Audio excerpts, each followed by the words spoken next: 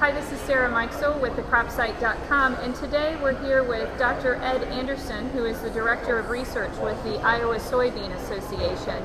Ed, I understand today you spoke to farmers today about, as part of the weed resistance or weed management panel. Can you tell us a little bit about what your message was to the group? I'd be happy to, Sarah, and thanks for the opportunity. So I'll present this from the perspective of the Iowa Soybean Association and on behalf of farmers. And the message I tried to relay in my part of the panel discussion was farmers in Iowa need to learn from what's happened in the South with herbicide-tolerant weeds and the issues that we are already experiencing in Iowa. The good news is that farmers in Iowa are not in denial. They know that we have herbicide-tolerant weed issues, especially with things like water hemp and ragweed, mare's tail. We've got a report or two of Palmer amaranth in the state now. Farmers understand that there's an opportunity for these weed species in some cases to outcross, and the pigweeds in particular.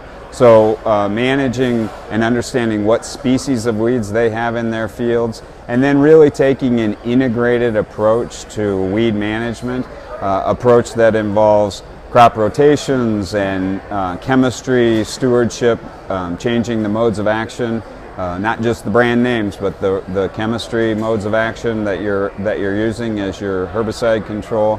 Understanding what weeds that you have out there that need to be controlled and what are the best chemistries to control those. Considering things like cover crops in your cropping systems as a way of suppressing weed growth and proliferation, and all the other benefits that rotations and cover crops and overall production system management brings to your operation. So those were kind of the key messages that I tried to leave farmers with. Communication, talking with your neighbors, talking with your seed dealers, your chemistry dealers, the extension folks from the universities, and learning from others' experiences and what's going on with others.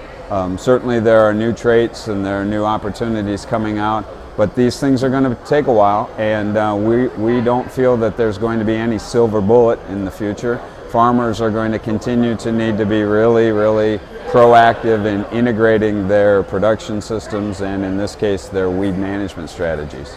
And as you said, Ed, ignoring the problem just isn't an issue. I mean, the cost associated with weed resistance it just escalates, I would assume. Yeah, I mean, you can drive around the state of Iowa and you can see herbicide-tolerant water hemp, and that is clearly probably our biggest problem.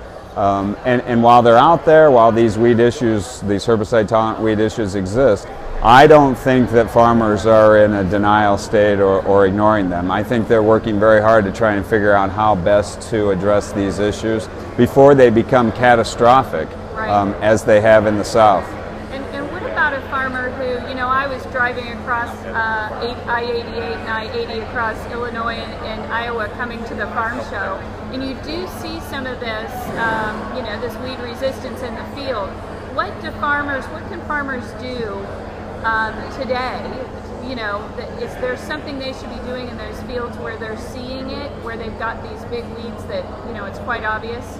Before they harvest, is there something they need to do to get out there now? There absolutely is, and there has been all season, right? So as we talked about, the first thing a farmer needs to do is to be out scouting and out walking in his or her fields and understand what weed species are there and which ones are herbicide resistant to the current chemistry that they're using. And then talk with their CCAs or with the Iowa Soybean Association or with the university or seed dealers to understand what chemistry options they have early in the season, earlier than now in the season, to control. There may be some need for cultivation, and in the worst case scenario, frankly, even though it sounds like an awfully big investment now, it's an investment that will pay off, and that is we have to in some cases get out there and pull those weeds or cut them down with a hoe. Yeah, I've heard of farmers down in the southern states doing that, literally going out and hoeing fields, but you see the need for it up here in the upper Midwest even now. So yep, certainly would agree. It's one of those options, I guess, that farmers have to keep in the back of their mind. So yep, it's an integrated approach. It's a real know your system, know what's out there, and think about it very broadly, as we said. So if you have a problem, be as proactive as you possibly can. Yeah. Very good. Well, thanks so much for your time today, Ed. And thank you. It was a pleasure. This is Sarah Meixel for thecropsite.com.